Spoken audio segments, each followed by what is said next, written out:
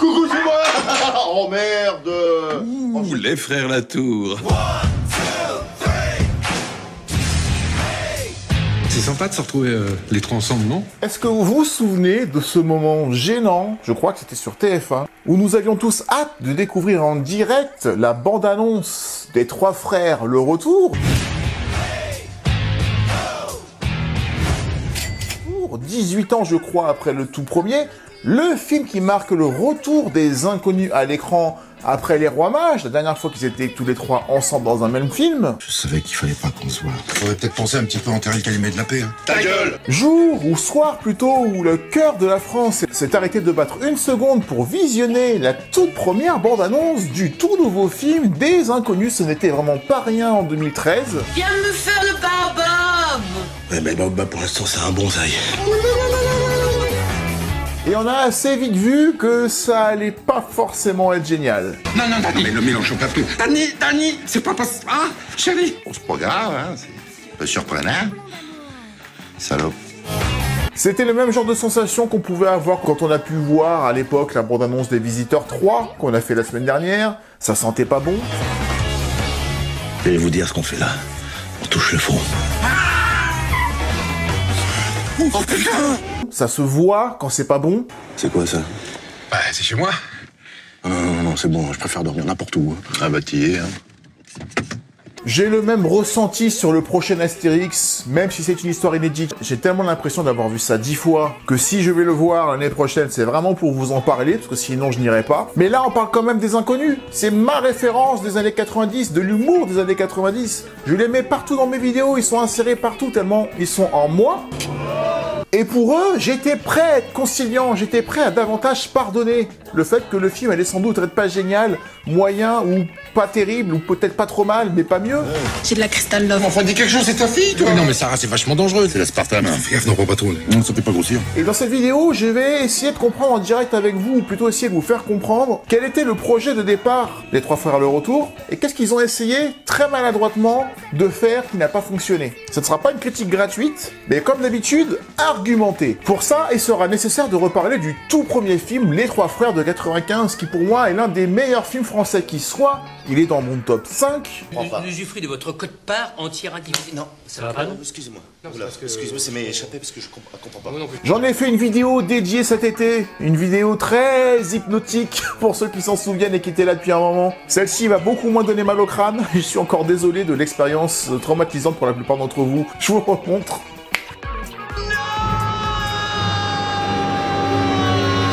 Non, je vous remontre pas. Mais je reviendrai sur quelques éléments, pour ceux qui n'ont pas vu la vidéo, de ce que j'ai dit sur le premier film en très bref. On reviendra également sur l'après Trois Frères. Qu'est-ce qui fait qu'on est passé du Paris à l'extraterrestre, au Roi Mage, à Madame Irma, à des films de moins en moins bons, de moins en moins drôles et qui ont de moins en moins fonctionné, pour la plupart. Je vais aussi vous raconter l'avant-première des Trois Frères Le Retour que j'ai eu la chance de voir au Grand Rex, en compagnie des acteurs du film, avec Pascal Légitimus que j'avais au téléphone. Je vous raconterai l'histoire, c'est marrant. J'ai un bête de bon plan pour qu'on se fasse de la thune. Yo, nos problèmes, elle se la joue fun. On attend de la famille, on t'a dit. T'as capté ou il te faut un SMS de confirmation? Avec l'acteur Antoine Dumergue qui était assis à quelques rangs de moi, qui regardait le premier film avec nous, incognito. Mais je l'avais reconnu. Et puis on se quittera avec mon avis personnel, ma critique sur les Trois Frères Le Retour, en revenant sur ces quelques très bons moments. Mais ça va? Décidément. C'est la journée, ouais. En revenant sur ces quelques très bons passages, ces nombreux passages assez moyens. Monsieur Latour. Oui, non, mais ça... Pourtant, on m'a inventé des super taux, hein. Ah oui, mais il y a les frais de gestion. Ça, il c'est y a bon, les- je connais la chanson. Hein. Monsieur Latour. Oui. La totalité. Vous voulez solder votre compte? Bah oui, si ça vous gêne pas qu'on récupère son argent. Monsieur Latour. Oui. Et ces quelques passages assez catastrophiques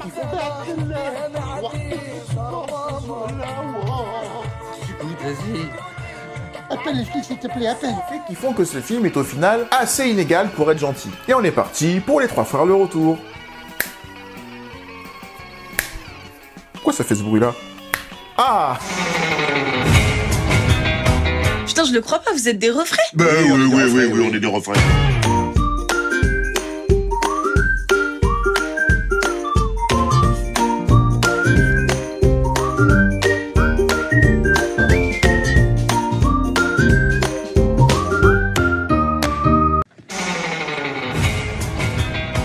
Les trois frères, premier du nom, se résument en trois mots. Trois mots essentiels qu'il faut retenir. Sincérité, sincérité, sincérité. C'est le même mot répété 3 fois. Ceux qui auront la référence de cette réplique, n'hésitez pas à la mettre en commentaire. En tout cas, c'est une très belle histoire entre 3 hommes qui sont tous dans le semblant, qui sont tous dans le paraître, qui trichent, qui friment, qui prétendent beaucoup de choses.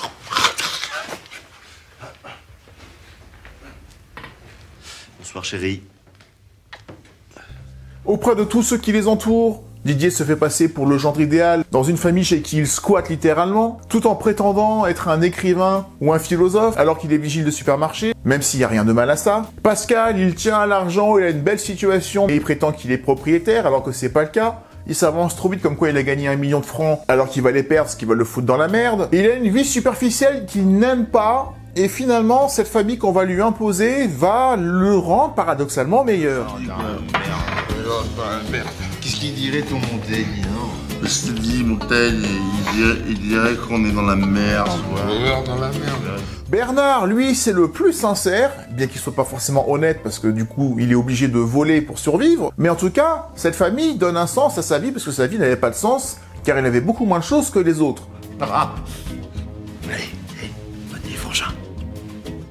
Et cette rencontre entre les trois est très touchante et sincère. Parce qu'à leur rencontre, leur quotidien va complètement chavirer au contact les uns des autres, et de façon, encore une fois, assez juste. C'est sûr, il est là le problème. Le jour où on saura combien d'eau Pierre-Jacques ont utilisé pour se lever le cul, on sera bien avancé, là.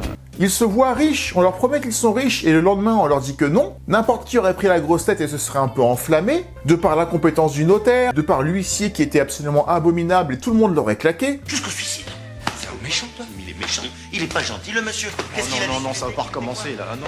De A à Z dans ce film, je comprends ces personnages, je comprends ce qu'ils essayent de faire, je comprends pourquoi ça dérape, je comprends pourquoi ils se retrouvent à la rue, et ils se retrouvent à la rue avec un enfant, ce qui n'est pas rien visuellement, ils se clochardisent vraiment.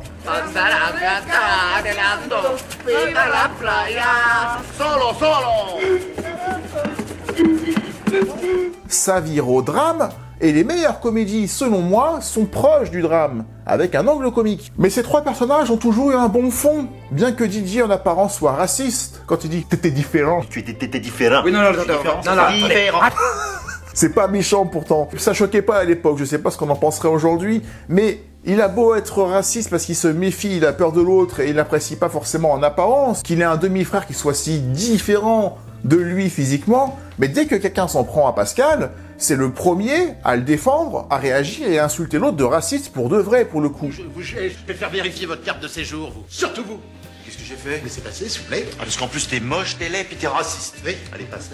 Il est plus dans la provocation, dans l'humour noir, que dans la méchanceté. Pascal, lui, il rejette ses frères au début parce qu'il a une vie plutôt bien posée, plutôt bien rangée au début, mais il se rend compte que sa vie le rendait pas heureux, et cette famille va lui faire du bien. C'est juste sincère et tragique comme histoire, et elle se finit pas forcément bien, ils se font arrêter, parce qu'on peut pas s'échapper comme ça impunément de la loi, et il est évident que lorsque tu refuses de faire de la scène parce qu'il y a beaucoup trop de pression et que tu te dis qu'on va encore faire un film, tu reprends les bases du film qui a le plus fonctionné, Les Trois Frères, donc c'est légitime de vouloir donner des nouvelles de ces trois personnages-là qui sont si proches des acteurs, parce qu'ils ont les mêmes prénoms déjà, on en avait parlé dans la vidéo sur Les Trois Frères, mais il est nécessaire de comprendre pourquoi est-ce qu'on revient sur le premier film qu'ils ont fait ensemble, et non pas sur un film indépendant, tel que l'ont été les films qui ont suivi, encore une fois, Le Pari, L'Extraterrestre, Les Rois Mages ou Madame Irma.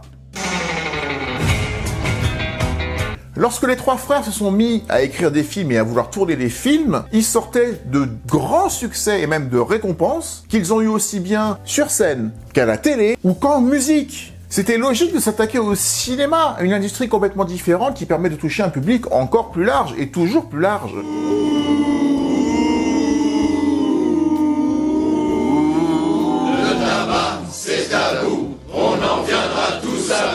Mais leur producteur de l'époque, Paul Lederman, ne l'a pas forcément entendu ainsi. On en a parlé également dans la vidéo sur les trois frères. J'écoutais Europe 1, il faisait une émission, il disait mais de toute façon, avec les inconnus, je peux plus les voir parce que chaque fois que je les vois, ils me parlent d'argent.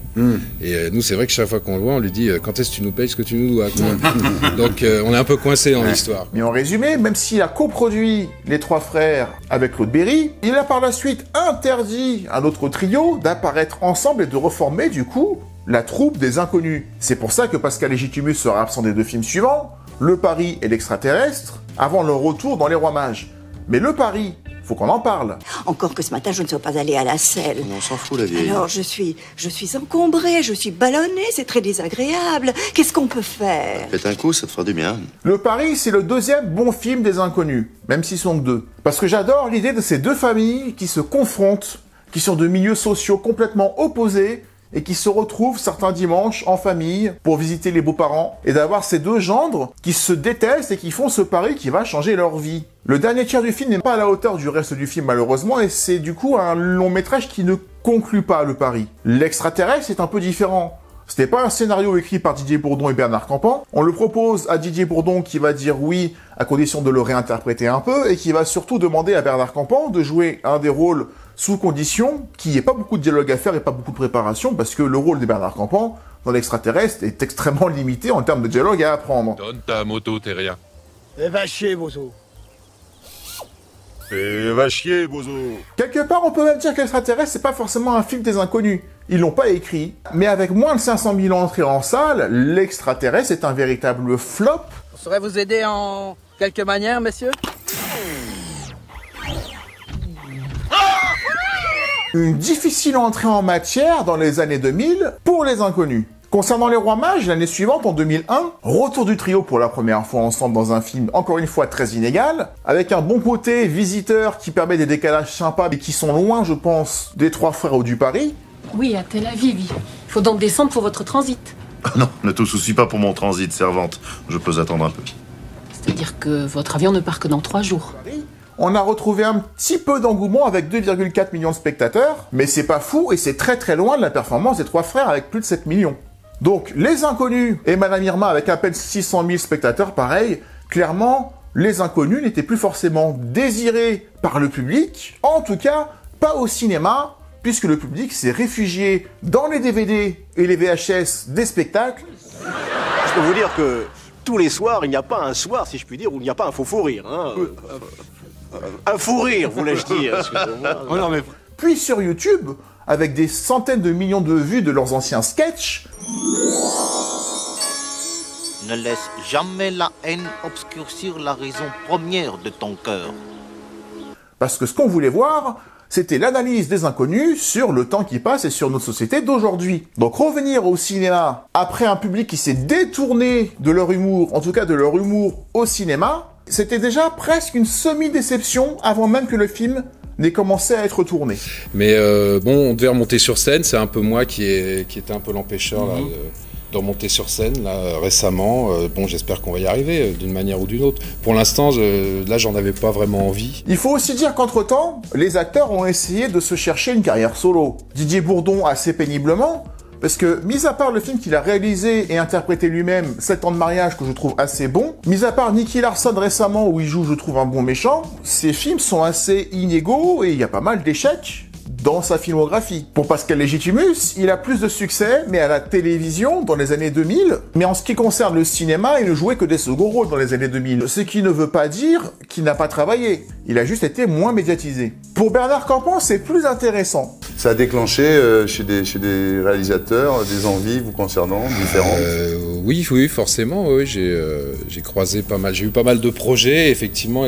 Parce que les années 2000, après L'Extraterrestre, il les a bien négociés parce qu'il a attaqué un virage plus dramatique. Et les réalisateurs m'ont dit, c'est vrai qu'on y a pensé après le Zabou, comme je dis, le Zabou, se souvenir des belles choses, quoi. Donc c'est vrai que c'est Zabou qui m'a donné ce little push. Dans les rôles qu'il jouait, Le Cœur des Hommes, que ce soit le premier ou le deuxième, ou je crois qu'il y en a 3 d'ailleurs, il y en a peut-être 3, peut-être que le troisième est plus récent. Se souvenir des belles choses, qu'est-ce qu'il y avait d'autre? Presque, qui est sorti, je crois, l'année dernière, que j'ai pas encore eu la chance de voir, mais que j'aurais beaucoup voulu aller voir parce que la bande-annonce m'a beaucoup tenté. Je pense qu'on peut dire que Bernard Campan, en tant que comédien, a eu la meilleure carrière post-Inconnu des 3 inconnus. Donc quand ils annoncent leur réunion et le projet des 3 frères pour une sortie en 2014, ce n'est pas ce qu'on attendait. Sinon, vous travaillez dans quel domaine? Boule de geisha, canard vibrant. C'est-à-dire, vous êtes plutôt dans l'art? Non, actuellement, je suis plutôt dans la merde. On s'en réjouissait parce que les 3 frères on avait aimé, mais refaire les 3 frères, c'est comme refaire de la scène, ça va susciter de la comparaison avec ce qu'ils faisaient avant. C'est se mettre en concurrence avec eux-mêmes, ou plutôt contre eux-mêmes. Parce que même si un jour ils remontaient sur scène, ou s'ils refaisaient la télé des inconnus, on les connaît tellement tous par cœur, leurs sketchs, ils sont tellement cultes pour beaucoup de monde, qu'ils n'ont pas le droit à l'erreur, voire que c'est même impossible de ne pas décevoir. Une invite pour mon one-man show. Non mais j'aurai pas le temps. Ah non mais des one-man comme ça, il y en a pas 2 sur Paris. Hein. Bernard, tu peux passer le hareng pomme à l'huile? Ouais. Ça, j'en suis sûr. C'est dans ce contexte qu'est sorti Les 3 frères, le retour. Salut Frangin. On va pas te déranger longtemps, hein. C'est ça. Putain, ça va pas recommencer. Ça va pas recommencer. Et avant de faire ma petite critique personnelle du film, je vais vous raconter, c'est la 3e partie de la vidéo, la séance très particulière que j'ai eu la chance de voir au Grand Rex, le 25 janvier 2014. En janvier 2014, ça faisait quelques années que je correspondais avec Pascal Légitimus par Messenger, parce que comme Pascal Légitimus n'était que très peu exposé dans les médias, je suis pas sûr qu'on était des centaines de milliers, bien qu'on était des centaines de milliers de fans, à avoir pensé à lui écrire directement dans l'espoir qu'il répondrait. Et ben il répondait. Et je lui posais parfois des questions sur les sketchs, parce que j'avais remarqué par exemple que dans le sketch des Miséroïdes... Les Miséroïdes, d'après le roman de Victor Hugo. J'avais remarqué qu'ils utilisaient de la musique de Terminator 2 à un moment donné. Et donc je me suis dit, tiens, c'est marrant, vous avez acheté les droits du film, etc. Et il répondait, bah oui, on n'avait pas le choix, on était bien obligés. Alors que moi, je pensais qu'il avait fait un peu incognito et que personne ne s'en rendrait compte. Bref, on parlait, il était hyper disponible, et on parlait parfois du film, Les 3 frères, il pouvait pas dire grand-chose. Mais je lui avais dit avant la séance que j'y allais assez nerveusement parce que j'avais peur d'être déçu. Et il me disait, peut-être que vous serez déçus, mais ce film pourrait sans doute bien vieillir dans le temps et on pourrait en parler comme un film culte 10 ans ou 20 ans après. Ça va toi Pascal? Toujours à fond dans le business? Viens nous faire le baobab! Mais le baobab pour l'instant c'est un bonsaï. C'est pas le cas. Mais durant cette séance, qui a duré plus de 4 heures, on avait la chance de voir Les 3 frères numéro 1, avant, genre de 19 à 21, et j'ai vu Les 3 frères au cinéma, même si j'avais déjà vu le film 100 fois. J'étais dans une salle acquis à leur cause, où l'applaudimètre saturait dans le rouge tellement on était tous en transe devant des scènes qu'on connaissait par cœur. C'était magique. On avait beau citer les dialogues en avance, on était mort de rire quand même, à chaque fois comme si c'était la première fois. Sac à merde, c'est une insulte? Je sais pas, je pose la question comme ça, c'est une insulte sac... Non. Et je peux pas être dans une meilleure salle au monde que celle-ci à ce moment-là, parce que derrière est passé Les 3 frères numéro 2. Entre-temps, les inconnus sont venus nous voir sur scène pour nous chanter Isabelle a les yeux bleus et nous parler du film. Mais si on prend le même applaudimètre, ou le même riromètre, je sais pas si ça existe, avec les 2 films qui se sont suivis, c'était beaucoup plus calme et mesuré dans Les 3 frères le retour. Hein? C'est vrai, c'est sympa de se retrouver les 3 ensemble, non? C'est rare. Donc je suis dans la meilleure salle au monde pour pouvoir jauger de l'efficacité des gags et de l'écriture du 2e film, puisqu'on sortait pleinement du premier dans une ambiance où on s'auto-motivait tous à rigoler et ça devenait presque inaudible tellement tout le monde était plié. Je n'ai jamais vu ça dans une salle de cinéma. C'est un de mes plus beaux souvenirs de spectateurs dans une salle tellement magnifique qu'est le Grand Rex. Cerise sur le gâteau, à la fin de la séance, bien que j'étais un peu déçu et mitigé comme le public, je regarde sur mon fauteuil, je trouve une enveloppe, je l'ouvre, il y a 50 balles dedans. J'ai regardé autour pour savoir si quelqu'un la cherchait, parce que je pense que je lui aurais rendu. J'ai gagné 50 balles. Je suis pas venu pour rien. J'ai réécrit à Pascal Légitimus derrière qui m'a répondu le lendemain. Comme quoi j'en sortais mitigé, que je savais pas trop quoi dire, que j'allais essayer de le digérer. Bah j'étais assez déçu. Je lui ai dit cash, que je lui donnerais mon avis définitif plus tard, mais qu'il y avait un petit malaise et que je l'ai pas ressenti que moi, je l'ai ressenti autour de moi. Je suis un être humain, je suis pas un animal. Bien là, ça suffit maintenant. Obéis. Mais si. Bon, je lui ai jamais réécrit depuis, malheureusement, puis je pense qu'il a reçu beaucoup de messages après Les Trois Frères, le retour, mais la découverte de ce film était forcément assez particulière pour moi. Il est temps maintenant de parler du film en lui-même. Le film a un problème, enfin il en a deux, mais il en a un qui est énorme, et qui se ressent, qui est palpable dès la scène d'intro. La scène d'intro essaie de nous expliquer, je crois sans dialogue ou avec très peu de dialogue, et c'est plutôt bien fait, où en sont nos personnages sans rien montrer. On le comprend d'office. On comprend que Pascal roule dans une belle bagnole, qu'il vit dans une belle baraque, même si c'est pas chez lui. On comprend que Didier est toujours chez quelqu'un qui squatte avec une nana très peu désirable, mais qu'il déteste, on le voit dès qu'il sort de chez lui, parce qu'il jette son écharpe. On voit que Bernard galère toujours autant. Je trouve que ces scènes sont efficaces pour nous montrer à quel point ce sont les mêmes. Mais me montrer à quel point ce sont les mêmes me dérange, parce que je trouve pas ça normal que 18 ans après, ils en soient au même point, qu'il y ait une morale qui nous dit un peu comme les Bronzés 3, comme il y avait sur l'affiche des Bronzés 3, on en parlera un jour peut-être des Bronzés 3, peut-être même la semaine prochaine, soyons fous. Les mêmes en pire. Je trouve pas ça normal que 18 ans après, ils aient pas eu la maturité d'aller chercher autre chose et de faire autre chose de leur vie. Donc j'ai beau trouver ça de temps en temps pas trop mal, même si c'est complètement calqué sur le premier, en termes de mise en scène, de structure du scénario, mais d'une part, je trouve qu'on a déjà vu ça, et en plus, faire exactement la même chose, avec le même tempo et des personnages qui n'ont pas changé, c'est forcément souffrir de la comparaison avec le film original qui était l'erreur à ne pas faire.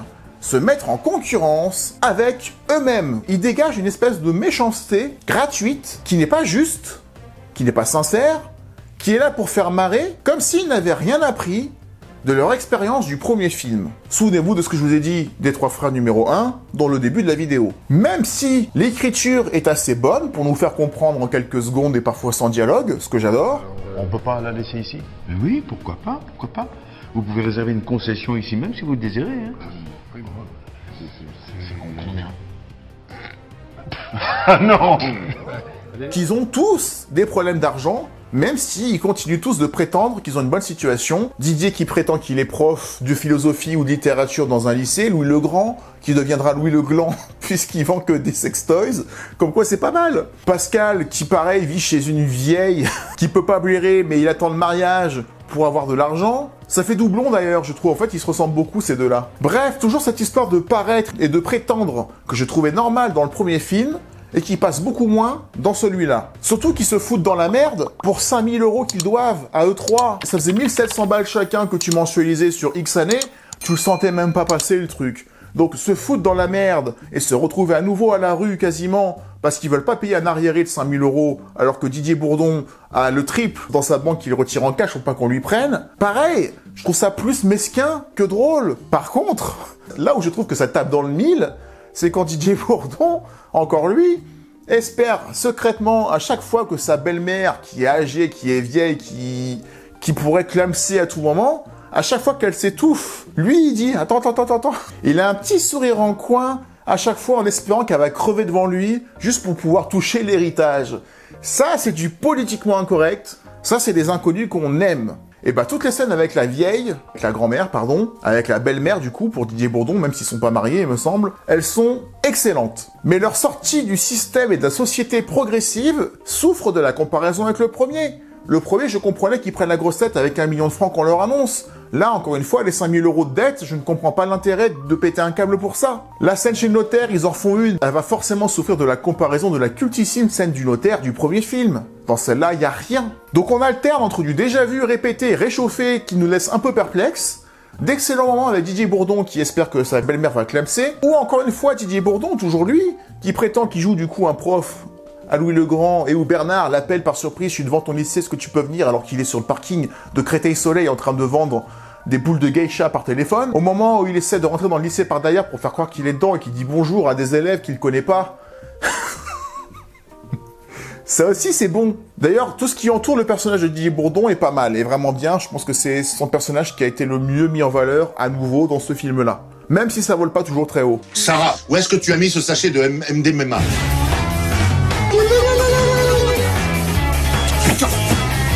Non, non, Dani, mais ne mélangeons pas tout. Dani, c'est pas possible. Ah. Et même si parfois il y a des petites ressaucées de sketch des inconnus, Bernard Campan qui fait un spectacle minable dans une petite cave et qui fait passer des plats, ça on l'a déjà vu dans des spectacles des inconnus.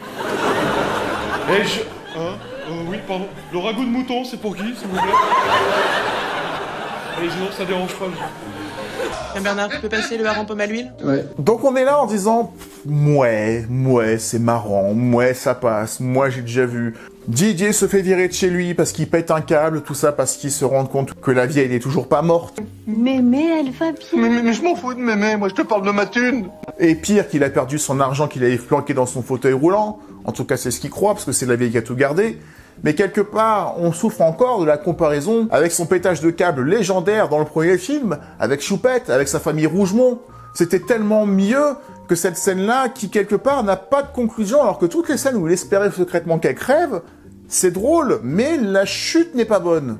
Encore une fois, se mettre en concurrence avec les trois frères numéro 1, même si c'est les inconnus, c'était un pari quasiment intenable. En parlant de pari, la scène de réception chez Pascal Légitimus, où Pascal Légitimus fait le larbin, ça fait penser à la scène de cocktail du Paris. Oh, vous êtes pas producteur? Non, je suis pas producteur, non, moi je suis pharmacien. Je suis dans le 16e arrondissement. Sinon, vous travaillez dans quel domaine? Boule de geisha, canard vibrant. C'est-à-dire, vous êtes plutôt dans l'art? Et encore une fois, rentrer en confrontation avec le Paris, même en étant les inconnus dans le retour des trois frères, c'était très dangereux.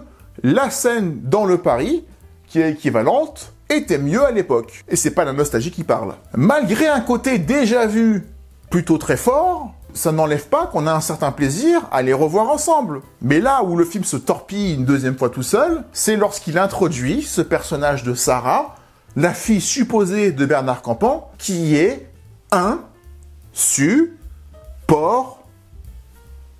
Bien joué. Elle arrive définitivement dans le film autour de la 40e minute, là où les trois se réfugient dans une caravane parce qu'ils ont plus de domicile à part Bernard qui squattait là.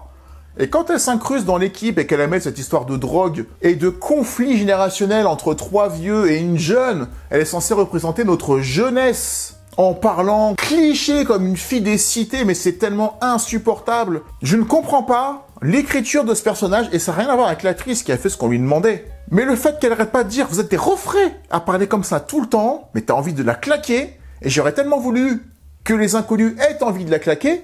D'ailleurs, à une ou deux reprises, Didier Bourdon, encore lui dit à juste titre « tu peux arrêter de dire bâtard à tout bout de champ, c'est saoulant ». Oui, putain, oui, merci. Enfin, il y en a un qui la corrige, mais c'est une fois. Il y a un deuxième quiproquo qui est sympa sur leur décalage dans les jargons, dans les mots qu'ils utilisent. Quand Didier Bourdon, encore lui, dit à Sarah « mais tu as eu une deal avec lui ?» et qu'elle dit « mais bien sûr qu'il deal !» Elle est bonne, celle-là. De temps en temps, t'as une réplique comme ça qui, un peu comme dans Les Visiteurs 3, qui surnage, mais ça surnage avec des scènes un peu moyennes, tièdes, alors que Les Visiteurs 3, c'était de la merde, complètement. Hein. Mais la révélation comme quoi les trois frères ont couché, ou ont voulu coucher avec la mère de Sarah, et que potentiellement, ils sont tous les trois de sa famille, on l'avait déjà vu une fois, et ça tient pas debout, parce qu'on était beaucoup plus attaché à Michael qu'à Sarah, faut le dire. Cette histoire de drogue ne mène pas vraiment quelque part. On pense à un moment donné qu'ils vont avoir des soucis avec les flics, un peu comme 3 hommes et un couffin, ce qui aurait plutôt été bien vu. On aurait compris pourquoi est-ce qu'ils auraient fui à nouveau la ville où ils étaient pour essayer d'échapper à la police. Et là, ça aurait justifié pourquoi le scénario et pourquoi les trois personnages se remettent dans la merde à nouveau, alors que pas du tout. La scène de la drogue, elle sert à quoi dans le film? Mis à part à amener cette scène ultra gênante de Didier Bourdon et de Bernard Campan qui s'invitent chez les grands-parents de Sarah parce qu'ils savent pas où aller et qui prennent malgré eux la drogue et qui se retrouvent dans leur chambre à faire... Non, je rigole pas, parce que c'est pas drôle. C'est pas drôle, je rigole tellement c'est pas drôle. Vous voyez le décalage qu'il y a. Mais cette scène-là, c'était le malaise dans la salle. Aucun rire, ni quoi que ce soit. Je pense que c'est la scène qui a plombé le film, et le film s'en est jamais vraiment remis complètement de cette scène-là. On dit que c'est moi qui fais des conneries. Bravo. Oh, c'est beau les lumières. Et la moitié du film est passée. Et on se dit, à la fois... il reste encore la moitié à se taper, et surtout, comment est-ce qu'avec la moitié du film qui reste, ils vont réussir à faire quelque chose de rattrapable? Mais après, le film sait tellement pas où aller qu'il propose à Bernard Campan de jouer dans une émission de télé avec au minimum 40 000 € de garantie, ce qui leur permettrait de rendre ce qu'ils doivent et ce qui les sortirait de la merde. Sauf que Bernard Campan, dans le film, il doit se déguiser en chien tel qu'il le faisait dans la pub qu'il a tournée, la seule pub où il a eu du succès. Je suis un être humain, je suis pas un animal. Bernard, ça suffit maintenant. Obéis. Merci. Et comme ça le saoule de refaire quelque chose qu'on lui demande, parce que tout le monde ne pense qu'il sait faire que ça, eh ben ils sabotent l'émission, ils se font virer et ils renoncent à 40 000 balles minimum, voire 500 000 € qui était le prix s'ils gagnaient le jeu. Rien que ça, après la scène de la drogue avec le...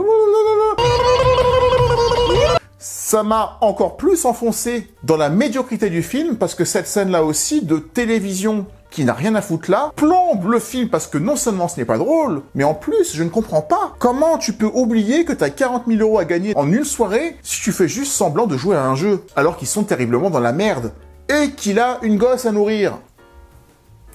Trop con. D'identité au monsieur, Michael. Oh putain, j'ai oublié.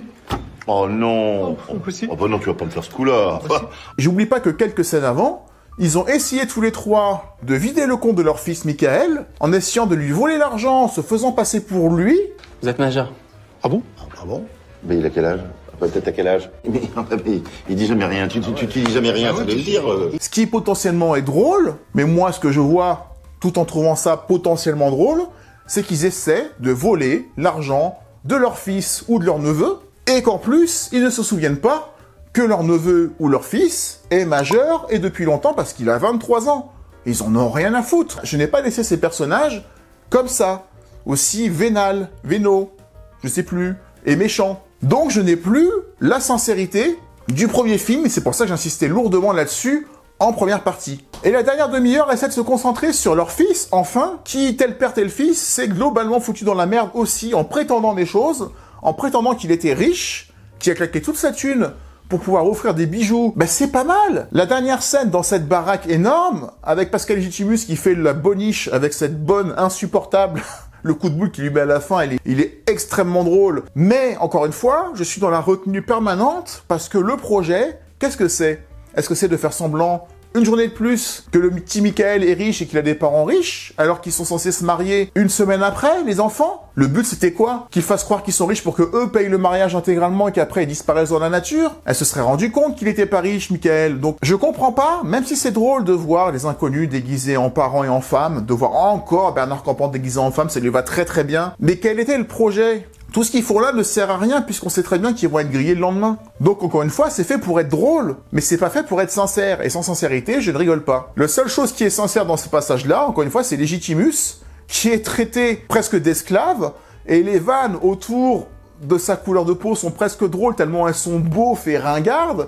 Quand ils disent « ils sont attachants », et moi je préférais quand ils étaient attachés, c'est pas drôle, mais tu rigoles tellement parce que c'est pathétique. Donc ça fonctionne, mais si tu réfléchis une seule fois au contexte de pourquoi ils sont là, ça ne tient pas debout. Le film essaie de se terminer de façon à peu près correcte, avec l'idée géniale de Michael, qui enfin intègre la team, et c'est là où le film commence à prendre du sens, mais c'est presque fini. Quand il suggère intelligemment de se servir d'une vidéo YouTube de leur mère défunte pour essayer de faire le single qu'elle aurait dû faire afin de rembourser les 5 000 €, la boucle est bouclée, ils vont peut-être enfin commencer à gagner de l'argent, mais non, puisque le film essaie un dernier sketch complètement bidon avec une fin complètement con, où ils se rendent compte qu'ils ont 3 sœurs, avec qui ils vont devoir partager l'argent, un gag qui tombe encore une fois à plat, et fin de film. Alors pour ceux qui regardent le générique jusqu'au bout, on découvre que Sarah est bien la fille de l'un des trois, puisqu'elle a la même tâche de naissance sur le côté là. Mais quand les lumières se rallument, eh ben on se regarde, et on se dit non pas qu'on a vu une merde, pas comme Les Visiteurs 3, mais qu'on a vu un film qui n'est pas mieux que ce qu'on avait imaginé vu la bande-annonce, qui n'est pas pire non plus, qui est juste un film standard, bas de gamme, qui surfe sur le succès du film d'avant pour rester sympathique, mais qui s'est planté en choisissant de faire un scénario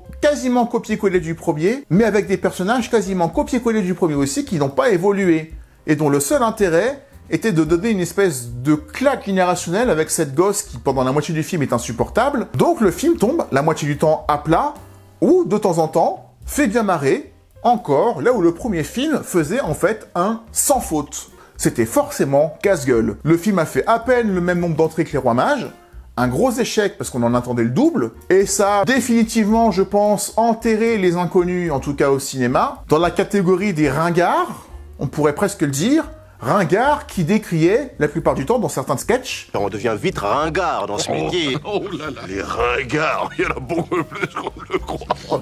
Et c'est tout ce qu'il y a à dire sur Les Trois Frères le Retour. Encore une fois, un film que je peux regarder, je l'ai regardé 2 fois pour préparer la vidéo, 2 fois de suite. Il se laisse regarder sans problème. Est-ce qu'il est mieux que Les Visiteurs 3? Oui. Est-ce qu'il est mieux que Les Bronzés 3?